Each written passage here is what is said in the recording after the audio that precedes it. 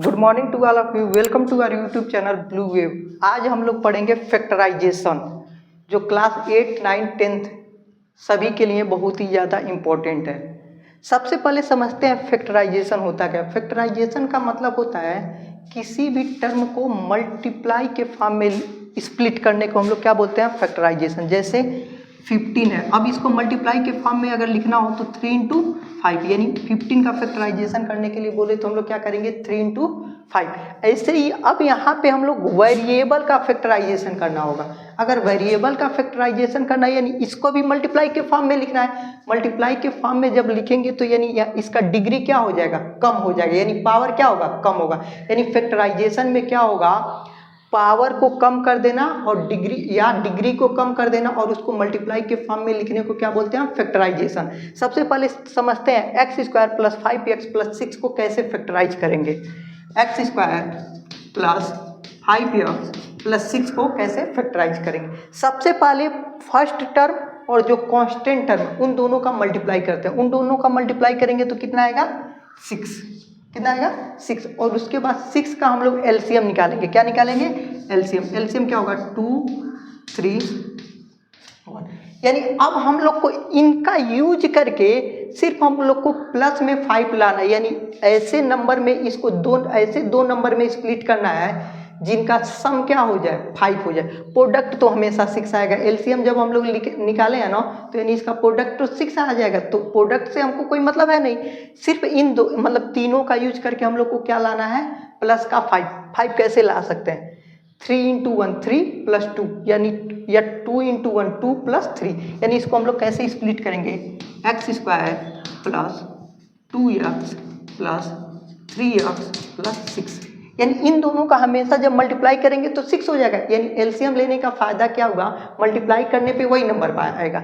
और यह जो टर्म टूटा है ना, इसको हम लोग को प्लस या माइनस करके बीच वाला टर्म लाना रहता है, उसी को हम लोग स्प्लिट कर दिया है। अब यहाँ से हम लोग कॉमन देखेंगे, यानी एक्स स्क्वायर प्लस 2x में कॉमन क्या है, x कॉमन है। यहाँ से क्या बचेगा x, यहाँ से क्या बचेगा प्लस का 2, यहाँ से कॉमन क्या बचेगा प्लस का 3, यहाँ से क्या बचेगा x का प्लस 2। यानी इसको कैसे लिख सकते हैं, x प्लस 3 और x प्लस 2। यानी यही क्या हो गया आपका फैक्टराइजेशन। अब दूसरा नंबर है x square minus 7x plus 12। एक और चीज़ आप ध्यान दीजिएगा, अगर पहला वाला और लास्ट वाले टर्म का सिंबल सेम है, सिंबल मतलब अगर पहला वाला टर्म प्लस है, लास्ट वाला भी टर्म प्लस है, तो जो ये स्प्लिट होगा ना, दोनों सेम टर्म में इस मतलब दोनों का सिंबल क्या होगा, सेम होगा। यानी यह भी प्लस होगा, यह भी प्लस होगा। अगर दोनों का सिंबल अपोजिट है, पहले और लास्ट वाले का, तो यहाँ पे भी एक अपोजिट सिंबल होगा, एक प्लस होगा एक माइनस होगा। अगर बीच वाला टर्म बड़ा है यानी माइनस है, तो माइनस वाला जो टर्म होगा ना, जो बड़ा नंबर होगा उसके आगे क्या लगाएंगे, माइनस, और जो छोटा वाला नंबर होगा उसके आगे क्या लगाएंगे, प्लस। अब इसमें देखिए सेकेंड वाला x square minus 7x plus 12 क्या है, x square minus 7x plus 12। अब हम लोग को इसको 12 को स्प्लिट करना है, 12 को मतलब एलसीएम लेना है, तो क्या होगा 2 2 3। अब इसका यूज करके हम लोगों को क्या लाना है, माइनस का 7। अच्छा, माइनस का 7 कैसे आएगा, माइनस का 4 माइनस का 3, माइनस का 7 आ गया, 2 2 या 4 3 जा 12। एलसीएम लेने पे तो यही नंबर आएगा। यानी अब इसको अभी बोले ना, पहला और लास्ट वाले टर्म का अगर सिंबल सेम है तो बीच वाला जो टर्म स्प्लिट होगा ना, वो हमेशा क्या होगा, सेम में। और यहाँ पे देख लेना, अगर माइनस है तो दोनों माइनस में होगा, अगर यहाँ पे प्लस है तो दोनों क्या होगा, प्लस में होगा। यानी इसको कैसे स्प्लिट करेंगे, x square minus 4x minus 3x plus 12। अब कॉमन क्या लेंगे, यहाँ से x, यहाँ से क्या बचेगा x माइनस 4, यहाँ से क्या कॉमन लेंगे माइनस 3, यहाँ से क्या बचेगा x माइनस 4। अब देखिए यह आप ध्यान रखिएगा, यह टर्म हमेशा क्या आना चाहिए, सेम आना चाहिए। अब इसको हम लोग कैसे लिख देंगे, x माइनस 3 और x माइनस 4। यही इसका क्या होगा, फैक्टराइजेशन। एक टर्म आपको समझाते हैं, और x square plus 3x minus 28, x square plus 3x minus 28। अब यहाँ पे देखिए पहले और लास्ट वाले का सिंबल क्या है, अलग अलग। यानी बीच में जो स्प्लिट होगा ना, उसका भी सिंबल क्या होगा, अलग अलग। 28 का 1 से मल्टीप्लाई करेंगे तो क्या होगा 28 और 28 का एलसीएम लेंगे 2, 14, 2, 7।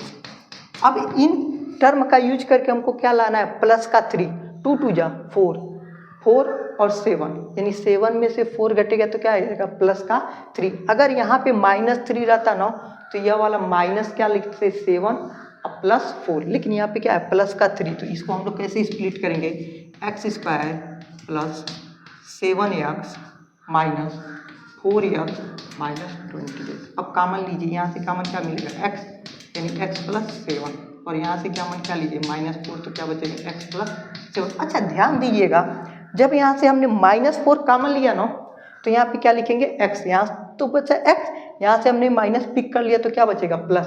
अगर यहीं पे कभी कभी आ जाता है, जैसे मान लीजिए सिर्फ समझा रहे हैं,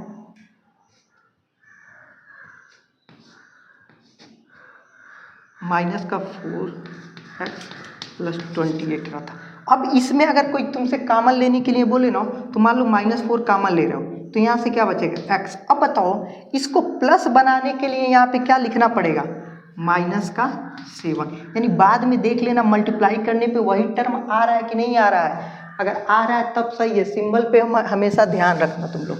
यानी इसको कैसे लिखेंगे x -4 और x प्लस 7, यह आप लोग अब कर लीजिएगा। अब जैसे सबसे ज़्यादा दिक्कत होता है, बच्चों को डर लगता है अंडर रूट वाले क्वेश्चन। अंडर रूट वाले क्वेश्चन एकदम इजी होते हैं।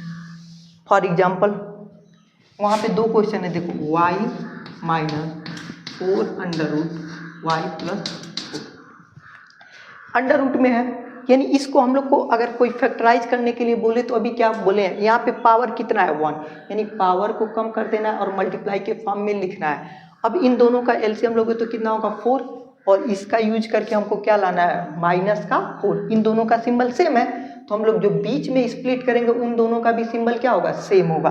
यानी इसको कैसे लिख सकते हैं 4 का एलसीएम, अब वैसे हम लोग कर रहे हैं y की जगह y स्प्लिट करोगे तो 2 × 2 यानी -2 क्या हो जाएगा माइनस का 4y -2 under root y -2 under root y plus 4। अब कॉमन ले लीजिए, इन दोनों में कॉमन हमको क्या मिल रहा है अंडर रूट y। जैसे अंडर रूट y कॉमन लिया तो यहाँ से क्या बचेगा अंडर रूट y -2। यहाँ से हमने कॉमन क्या लिया माइनस का 2 कॉमन लिया तो यहाँ से क्या बचेगा अंडर रूट y। अब यहाँ पे देखिए माइनस तो हमने कॉमन ले लिया, यहाँ पे हमको क्या लाना है प्लस का 4 लाने के लिए यहाँ पे क्या लिखेंगे माइनस का 2। अब हम लोग क्या लिखेंगे under root y -2 under root y -2, यही आपका क्या होगा फैक्टराइजेशन। एक और टर्म आपको अंडर रूट वाला समझा देते हैं।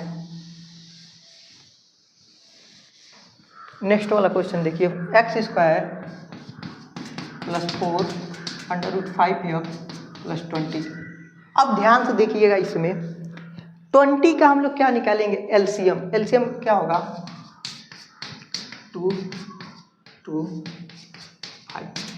जो अंडर रूट में टर्म यहाँ पे दिखे उसको आप भूल जाइए, यानी 5 को हम लोग क्या लिख सकते हैं अंडर रूट 5 × अंडर रूट 5। यानी इस टर्म को हमको कितनी बार लिखना है 2 बार लिखना है। तो यानी इस टर्म को आप लोग भूल जाइए। अब बीच में जितना टर्म मतलब बचा रहे बाकी का यूज करके उतना लाना है, यानी 4 लाना है, क्या लिखेंगे +2 यानी इसको हम लोग क्या लिख सकते हैं x² प्लस 2। अभी बोले हैं ना जो इसको तो भूल जाना, इसको कितनी बार लिख देना है 2 बार, तो 2 बार अंडर रूट 5x लिखना है plus 2 under root 5x plus कितना होगा 20। अब ध्यान दीजिए, अब इसमें से हमको कॉमन क्या मिलेगा, यहाँ से हमको कॉमन क्या मिलेगा x, यहाँ से क्या बचेगा x प्लस 2 अंडर रूट 5। अब यहाँ पे कॉमन लेने में दिक्कत होगा, यहाँ पे कॉमन लेने में दिक्कत नहीं है। 2 अंडर रूट 5 20 में क्या है 2 और अंडर रूट 5, यानी 5 को 2 बार अंडर रूट 5 लिख सकते हैं। अगर 2 अंडर रूट 5 हमने कॉमन ले लिया तो यहाँ से क्या बचेगा x और यहाँ से भी क्या बचेगा एक 2 और एक अंडर रूट 5।